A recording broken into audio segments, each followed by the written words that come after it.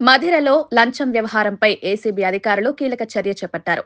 Assistant labour officer K చందర్ను red handed గా పట్టుకున్న ఘటన కలకలం రేపుతోంది.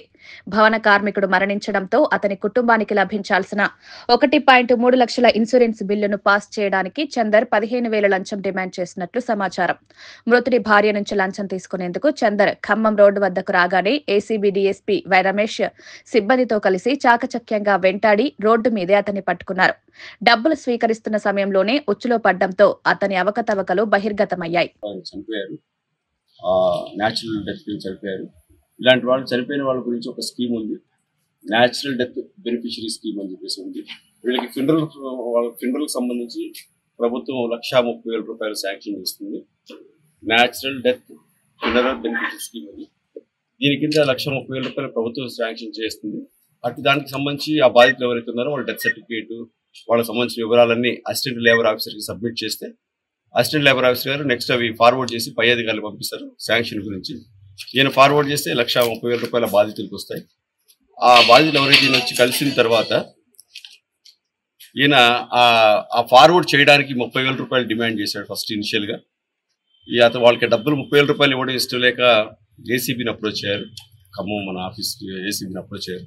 అప్రోచ్ అయిన తర్వాత మా సిస్టమ్ ప్రకారం, మా ప్రొసీజర్ ప్రకారం మళ్ళీ మేము అటెండ్ అయిన తర్వాత ఆయన 30,000 రూపాయలని 15,000కి తగ్గించాడు.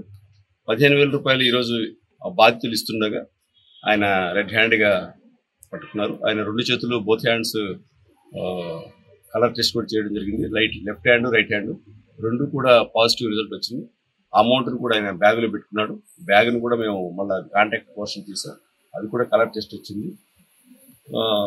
మళ్ళీ నేను కూడా ఈ ఏరియాకి ఈ మధ్యకాలంలో రావడం ఉంది. మళ్ళీ మీ అందరి ద్వారా, ఈ పాత్రికేయ మిత్రుల ద్వారా నేను ఒకసారి మన పబ్లిక్ రిక్వెస్ట్ చేసిందంటే, ఏ ప్రభుత్వ అధికారి అయినా వాళ్ళు చేయవలసిన పనికి మిమ్మల్ని ఎవరైనా లంచం రూపంలో, అది లంచం డబ్బు రూపం కావచ్చు, వస్తు రూపంలో కావచ్చు, ఇంకొక వేరే సేవ రూపంలో కావచ్చు, ఎవరన్నా అడిగితే మీరు మా ఏసీబీ టోల్ ఫ్రీ నంబర్ 1064 ఉంది. ఇది 24/7 ఎప్పుడు మీకు అందుబాటులో ఉంటుంది. మిడ్ నైట్ అయినా, ఎర్లీ అవర్స్ ఎప్పుడు కూడా మేము స్పందిస్తాం. మీరు ఈ నెంబర్ మీరు కాల్ చేసుకొని మీ ప్రాబ్లం చెప్పొచ్చు. మీ వివరాలు చెప్పాలని ఖచ్చితంగా కూడా ఏం లేదు.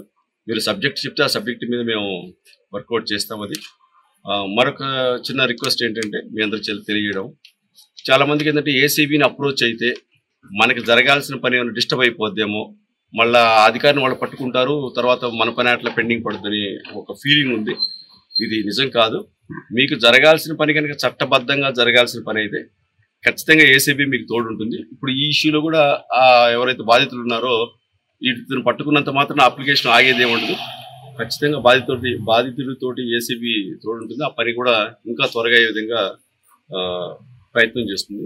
కాబట్టి మీకు ఎప్పుడు ఎవరైనా ఏ ప్రభుత్వ అధికారి అయినా మిమ్మల్ని లంచం అడిగితే 1064 నా గవర్నమెంట్ అఫీషియల్ నెంబర్ కూడా 9154388981 నా గవర్నమెంట్ మొబైల్ నెంబర్ ఇది. మీరు ఈ నెంబర్కి కాల్ చేయొచ్చు. ఖచ్చితంగా మేము మీ రెస్క్యూకి వస్తాం.